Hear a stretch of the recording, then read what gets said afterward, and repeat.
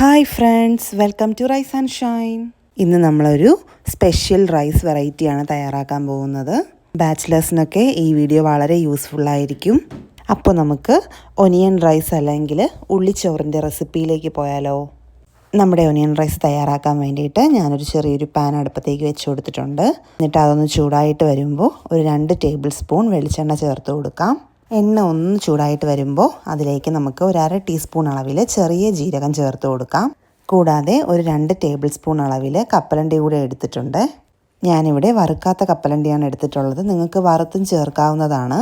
എന്നിട്ടിതിനെ ചെറുതായിട്ടൊന്ന് വറുത്തെടുക്കാം. ഏകദേശം 30 സെക്കൻഡ് മുതൽ 1 മിനിറ്റ് വരെ ഒന്ന് വറുത്തെടുത്താൽ മതിയാവും. നമ്മുടെ കപ്പലണ്ടിയുടെ കളറൊക്കെ ഒന്ന് മാറി വന്നിട്ടുണ്ട്. ഈ ഒരു സ്റ്റേജ് എത്തുമ്പോൾ ഞാനിവിടെ ഒരു 2 ചെറിയ സവാള ചെറുതായി അരിഞ്ഞത് ചേർത്ത് കൊടുക്കുന്നുണ്ട്. ഇനി നമുക്ക് സവാളയെ നന്നായിട്ടൊന്ന് വഴറ്റിയെടുക്കാം. സവാളയുടെ കളറൊക്കെ ഒന്ന് മാറി തുടങ്ങണം. അതുവരെ നമുക്കിതിനെ നന്നായിട്ട് വഴറ്റി കൊടുക്കാം. ഇനി ഇതിലേക്ക് ആവശ്യത്തിന് ഉപ്പ് ചേർത്ത് കൊടുക്കാം. ഞാനിവിടെ ഒനിയൻ റൈസ് തയ്യാറാക്കാൻ വേണ്ടിയിട്ട് ചോറ് ഉപ്പ് ചേർത്താണ് വേവിച്ചത്. അപ്പോൾ ഇവിടെ ഒരു കുറച്ച് ഉപ്പ് ചേർത്താൽ മതിയാവും. എന്നിട്ടിതെല്ലാം കൂടി നന്നായിട്ടൊന്ന് ഇളക്കി കൊടുക്കാം.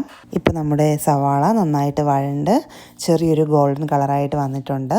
ഇനി ഇതിലേക്ക് നമുക്ക് ഒനിയൻ റൈസിന് വേണ്ടിയിട്ടുള്ള മസാലകൾ ചേർത്ത് കൊടുക്കാം. ആദ്യം നമുക്ക് 1 ടീസ്പൂൺ മുളക് പൊടി ചേർത്ത് കൊടുക്കാം. ഒരു 3/4 ടീസ്പൂൺ അളവിൽ മല്ലിപ്പൊടി ചേർത്ത് കൊടുക്കാം. അടുത്തതായി നമുക്ക് വേണ്ടത് ഒരു 1/4 ടീസ്പൂൺ അളവിൽ മഞ്ഞൾപ്പൊടിയാണ്. അതുകൂടി ചേർത്ത് കൊടുക്കാം. ഇത്രയും ആയിക്കഴിഞ്ഞാൽ എന്നിട്ട് നമുക്കിതിലേക്ക് ചേർക്കേണ്ടത് ചിക്കൻ മസാലയാണ്. ഞാനിവിടെ 1 ടീസ്പൂൺ അളവിൽ ചിക്കൻ മസാല കൂടി ചേർത്ത് കൊടുക്കുന്നുണ്ട്. ഇനി ഇതിനെ നമുക്ക് നന്നായിട്ട് ഇളക്കി കൊടുക്കാം. ഈ മസാലയെല്ലാം നമ്മുടെ സവാളയുമായിട്ട് നന്നായിട്ട് ചേർന്ന് വരണം. നമ്മുടെ മസാലയെല്ലാം നന്നായിട്ട് ചൂടായിട്ട് സവാളയുമായിട്ട് ചേർന്ന് വന്നിട്ടുണ്ട്. ഈ ഒരു രീതിയിലെത്തുമ്പോൾ നമുക്കിതിലേക്ക് വെള്ളം ചേർത്ത് കൊടുക്കാം. ഒരു 2 മുതൽ 3 ടേബിൾ സ്പൂൺ വരെ വെള്ളം ചേർത്താൽ മതിയാവും. ഇനി ഇതിനെ നന്നായിട്ടൊന്ന് ഇളക്കി കൊടുക്കാം. ഇപ്പോൾ നമ്മുടെ മസാല ഏകദേശം ഒന്ന് റെഡിയായി വന്നിട്ടുണ്ട്. ഇനി ഇതിലേക്ക് നമുക്ക് ചോറ് ചേർത്ത് കൊടുക്കാം. ഞാൻ മുന്നേ പറഞ്ഞല്ലോ, ചോറ് ഉപ്പിട്ടാണ് വേവിച്ചെടുത്തിട്ടുള്ളത്. ഞാനിവിടെ ഒരു 2 കപ്പ് അളവിലാണ് ചോറ് എടുത്തിട്ടുള്ളത്. ഇനി ഈ ചോറ് മസാലയായിട്ട് നന്നായിട്ടൊന്ന് യോജിപ്പിച്ചെടുക്കാം.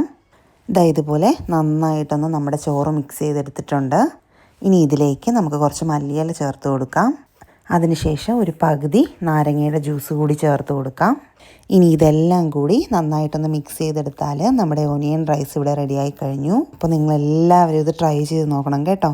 കൂടാതെ എൻ്റെ ഈ വീഡിയോ ഇഷ്ടമായാൽ ലൈക്കും കമൻറ്റും ചെയ്യാൻ മറക്കല്ലേ. ഇതുപോലുള്ള കൂടുതൽ വീഡിയോസിനായി എൻ്റെ ഈ ചാനലും സബ്സ്ക്രൈബ് ചെയ്യണേ. അപ്പോൾ ഇതുപോലൊരു വീഡിയോയുമായി വീണ്ടും കാണുന്നത് വരെ ബൈ ബൈ.